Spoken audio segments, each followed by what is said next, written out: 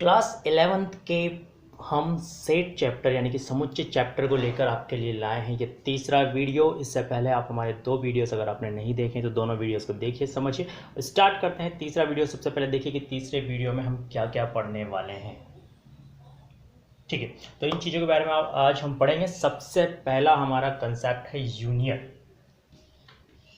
Union of sets.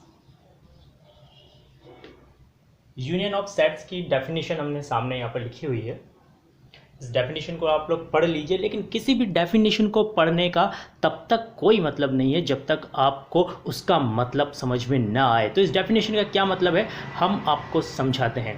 देखिए, आपके पास दो सेट हैं, उन दोनों सेट्स में कुछ एलिमेंट्स होंगे। अगर आपके पास नन एम्प्टी सेट्स है तो उन दोनों सेट्स के एलिमेंट्स को मिला के आप अगर नया सेट बनाते हैं तो वो सेट उन दोनों सेट्स का यूनियन होगा।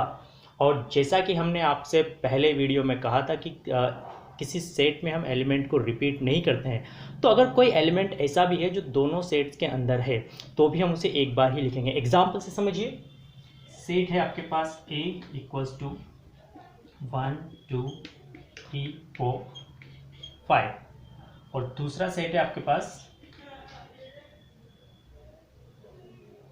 5 10 15 20। ये दोनों सेट्स आपके पास है और अब हमें इनका यूनियन यानी कि इनका संघ हमें फाइंड करना है। तो सबसे पहले जो सिंबल होता है यूनियन का, वो सिंबल क्या होता है? वो सिंबल है आपका ये। यहाँ आप कंफ्यूज ना हो कि हमने यहाँ पर पिछले वीडियो में सार्वत्रिक समुच्चय यानी कि यूनिवर्सल सेट की बात की थी, तो उसका जो सिंबल था वो भी कुछ ऐसा ही था, लेकिन दोनों में फ़र्क है। ये सिंबल जो आपके पास यूनिवर्सल सेट का था वो कुछ ऐसा था, लेकिन यूनियन का जो आपके पास सिंबल है वो ऐसा होगा। तो हम इन दोनों का यूनियन उसे हम लिखेंगे ऐसे, A यूनियन B। तो A यूनियन B क्या होगा? देखिए, हम सबसे पहले स्टार्ट करते हैं, हम सारे एलिमेंट लेते हैं पहले सेट A के 1 2 3 4 5 1 2 3 4 5।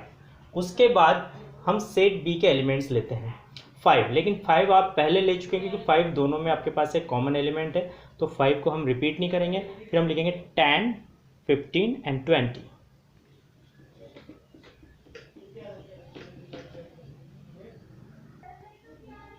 यह आपके दोनों सेट्स का यूनियन होगा। इसी तरीके से हम और एग्जांपल भी ले सकते हैं कि मान लीजिए आपके पास सेट B है, वो है आपके पास 1 3 5 7 3 B, और सेट आपके पास Q है, वो है A E I O U। तो इन दोनों का यूनियन आपके पास क्या होगा?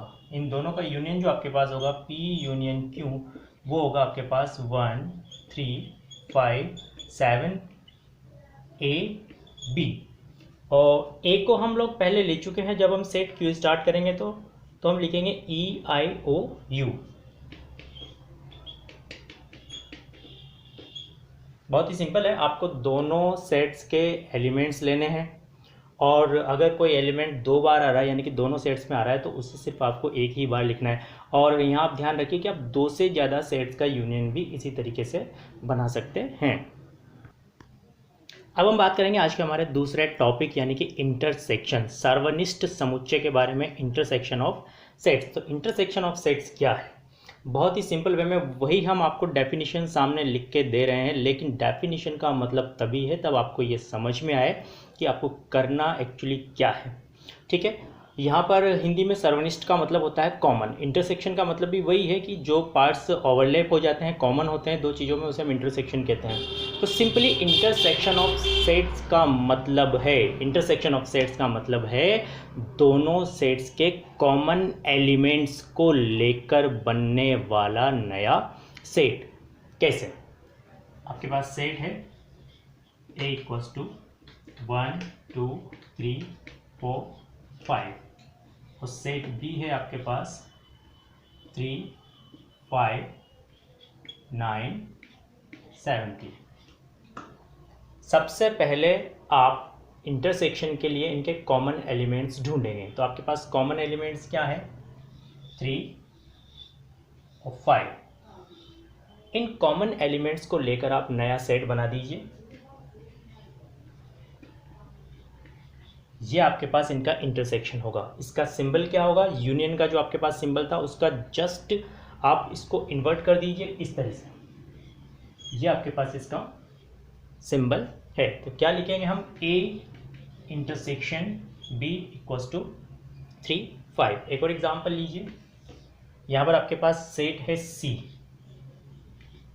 और ये है आपके पास 1 2 3 8 9। और अगला जो आपके पास सेट है D आपके पास सेट है 10 20 30 40। तो आप ये देखेंगे कि इन दोनों सेट्स में आपको कोई कॉमन एलिमेंट नहीं मिलेगा। कोई कॉमन एलिमेंट आपको नहीं मिलेगा, इसका मतलब ये है कि जब आप इनका इंटरसेक्शन करेंगे तो उसमें कोई एलिमेंट नहीं होगा, तो फिर वो आपके पास होगा रिक्त समुच्चय यानी कि नल सेट। तो इनका जो आपके पास इंटरसेक्शन होगा वो इंटरसेक्शन होगा 5 यानी कि रिक्त समुच्चय, जिसके बारे में हमने आपको पहले हम दो सेट लेते हैं। मान लीजिए यहाँ पर आपके पास कोई सेट है A और वो आपके पास सेट B का सबसेट है। सेट B के सबसेट होने का मतलब है, जैसा कि हमने आपको पिछली वीडियोस में बताया था, कि A के सारे एलिमेंट B के अंदर होंगे। A के सारे एलिमेंट्स B के अंदर होंगे। तो अब हम इनका यूनियन और इंटरसेक्शन फाइंड करना चाहते हैं। एक हम फाइंड करना चाहते हैं इनका यूनियन और एक हम फाइंड करना चाहते हैं इनका इंटरसेक्शन। तो इस कंडीशन में आप देखेंगे कि यूनियन में हम दोनों को मिला के लिखेंगे, दोनों को मिला के लिखेंगे तो और किसी एलिमेंट को हम रिपीट नहीं करते। तो क्योंकि A B का सबसेट है तो A के सारे एलिमेंट ऑलरेडी B में होंगे। तो जब हम B के एलिमेंट्स लिखेंगे तो A के एलिमेंट्स उसमें अपने आप आ जाएंगे और हमें किसी एलिमेंट को छोड़ना नहीं है यूनियन में।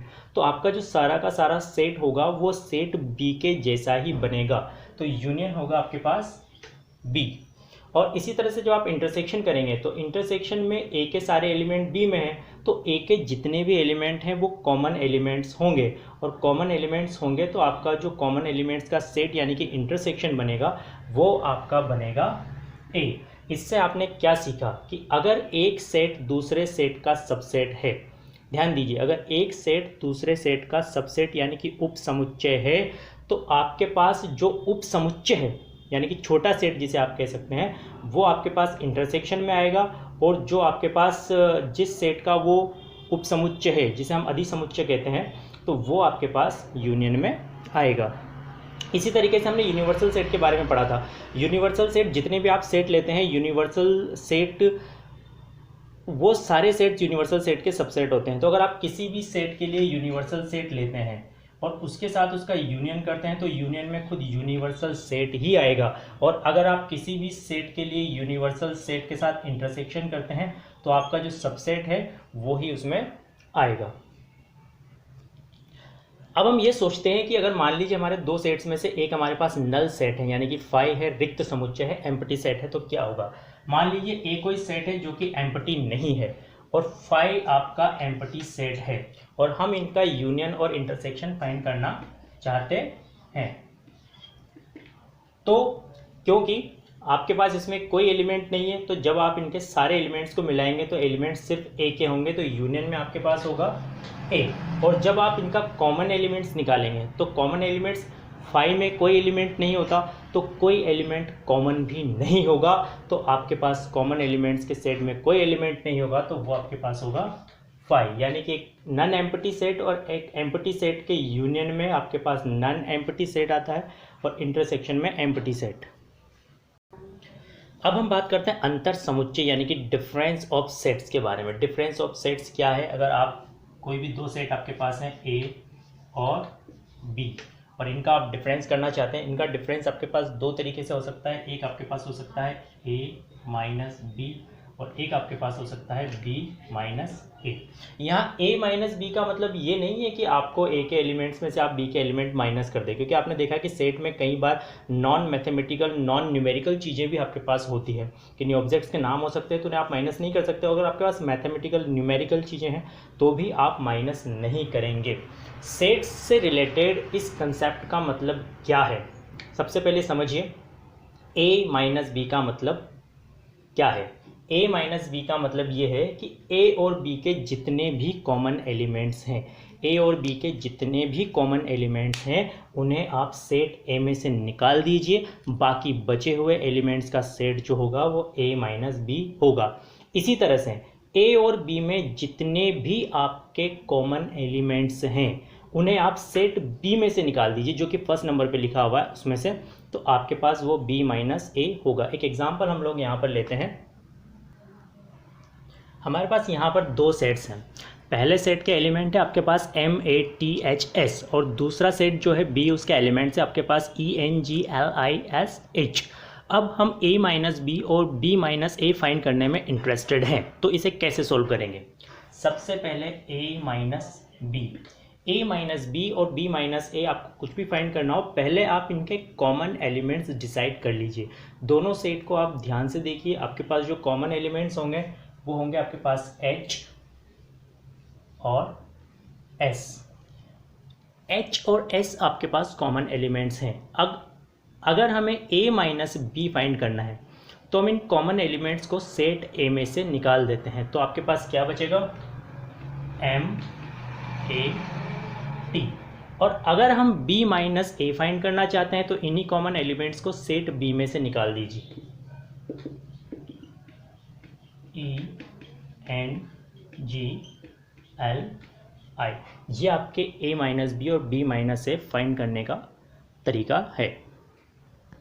इससे आपको एक और बात पता लग रही है कि अगर दो सेट जो हैं उनमें कोई एलिमेंट कॉमन नहीं है, कोई एलिमेंट कॉमन नहीं है, तो सेट में से कुछ भी नहीं निकलेगा और सेट वैसे के वैसे आ जाएंगे। जैसे कि मान लीजिए कि आपके पास दो सेट हैं ए और बी और उनमें कोई एलिमेंट कॉमन नहीं है। कोई एलिमेंट कॉमन नहीं होने का मतलब है कि उनका इंटरसेक्शन क्या है आपके पास?